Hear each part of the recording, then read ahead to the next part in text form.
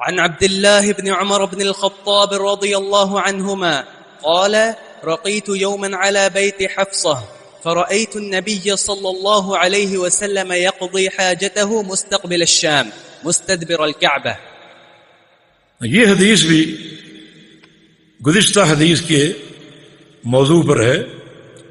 ان قضاء حاجت کے وقت بیت اللہ کی طرف رخ کرنا یا پشت کرنا، اس کا کیا حکم ہے؟ اور اس کے راوی عبداللہ بن عمر رضی اللہ عنہما ہیں، امیر المومنین عمر بن خطاب کے بیٹے، اور ان کا شمار اکابر صحابہ میں ہوتا تھا. اور یہ جنگ خندق ان کا پہلا غزوہ تھا. جنگ بدر میں شریک نہیں ہوئے تھے، نہ جنگ احد میں.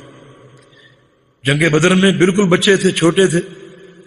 جنگ احد میں شرکت کے لیے گئے یہ اور برا بن عازب، مگر نبی علیہ السلام نے دونوں کو چھوٹا قرار دے کر واپس کر دی.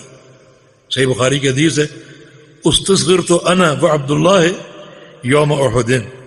یہ برا فرماتے ہیں کہ میں اور عبداللہ بن عمر، ہم دونوں کو یوم احد چھوٹا قرار دیا گیا، واپس لوٹا دیا گیا. لیکن اگلے سال جنگ خندق ہوئی، اس وقت یہ بالغ ہو چکے تھے اور شریک ہوئے.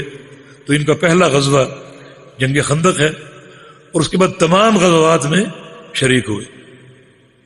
بیعت رضوان میں شریک ہوئے. اور ان کا جو ایک تمیز ہے وہ ہے متبع سنت ہونے کا.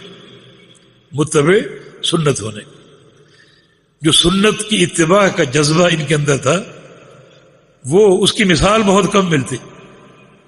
ایک چھوٹی سی حدیث کی دلیل ہے، نبی علیہ السلام ممبر پر تشریف فرما تھے، خطبہ ارشاد فرما رہے تھے.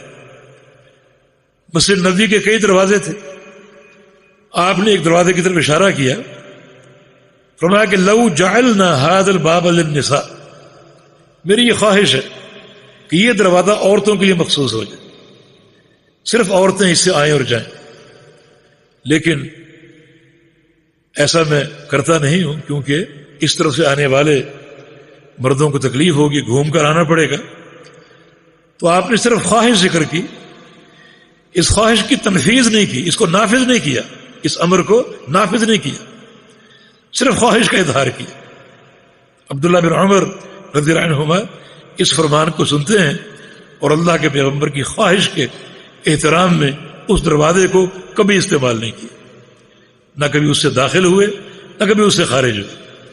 تو یہ ان کا تقوی، حقیقی تقوی اتباع سنت کا نام ہے. تو ان کا جذبہ اتباع سنت کا. مکہ مکرمہ میں ان کا انتقال ہوا سن 73 ہجری میں. حدیث کیا ہے؟ فرماتے ہیں کہ رقیت یومن علی بیت حفصہ، ایک دن میں حفصہ کے گھر کی چھت پہ چڑھا. حفصہ بنت عمر ان کی بہن، نبی علیہ السلام کی بیوی ام المومنین. اپنی بہن حفصہ کی چھت پہ چڑھا. فرأیت النبی صلی اللہ علیہ وسلم یقضی حاجتہ، اور اچانک میری نگاہ نبی علیہ السلام پر پڑی اور رسول اللہ صلی اللہ علیہ وسلم قضاء حاجت فرما رہے تھے. یعنی نگاہ قصدن نہیں گئی، بلکہ وہ چھت پہ چڑھے تو اچانک نبی علیہ السلام پر نگاہ پڑ گئی، اور 2 اینٹیں رکھ کر آپ ان پر بیٹھے قضاء حاجت کر رہے تھے. اور فرماتے کہ مستقبل الشام مستدبر الکعبہ، نبی علیہ السلام کا چہرہ مبارک شام کی طرف تھا اور پشت بیت اللہ کی طرف تھی. چہرہ شام کی طرف تھا اور پشت بیت اللہ کی طرف تھی. اب یہ حدیث سابقہ حدیث سے متعارض ہے، مخالف. سابقہ حدیث میں ممانعت، قضاء حاجت کے وقت نہ رخ کرو اور نہ پشت کرو بیت اللہ کی طرف. اور یہاں خود رسول اللہ صلی اللہ علیہ وسلم کی پشت جو تھی وہ بیت اللہ کی طرف تھی. تو دونوں حدیثوں کا ظاہر آپس میں ٹکرا رہے ہیں. یہاں علماء کے بہت سے مذاہب ہیں، ہم ان میں نہیں پڑھتے، لیکن جو ایک 2 حدیثوں کو جمع اور تطبیق کا راستہ ہے وہ اختیار کرتے ہیں. جب 2 حدیثیں متعارض ہوں تو پہلی کوشش یہ ہونی چاہیے کہ ان دونوں میں تطبیق دی جائے، تاکہ دونوں حدیثیں عمل کے قابل ہو جائیں، بجائے اس کے کہ ایک کو لے لیں اور ایک کو معطل کر دیں۔ اعمال جو ہے وہ اہمال سے بہتر، حدیث پر عمل کرنا اس کو محمل کرنے سے بہتر۔ تو یہاں تطبیق ممکن ہے، اور وہ یہ ہے کہ اگر قضاء حاجت باہر میدان میں مقصود ہو تو پھر بیت اللہ کی طرف رخ کرنا یا پشت کرنا ناجائز ہے، اور یہ محمل ابو ایوب انصاری کی حدیث کا ہے، یہ مفہوم ان کی حدیث کا ہے۔ اور اگر قضاء حاجت عمارت میں، گھر میں سامنے کوئی چیز، کوئی دیوار موجود ہو، مقصود ہو، تو پھر جائز ہے بیت اللہ کی طرف رخ کرنا یا پشت کرنا۔ یہ دونوں حدیثوں میں تطبیق کی ایک صورت، اور یہ فہم خود عبداللہ بن عمر کا تھا جو اس حدیث کے راوی ہیں۔ اور حدیث کا راوی اگر ایک فہم پیش کرے تو وہ زیادہ معتبر ہوتا ہے جو راوی حدیث کا ہو، وہ اپنی حدیث کا معنی اور مفہوم زیادہ بہتر جانتا ہے، یہ ان کا فہم ہے۔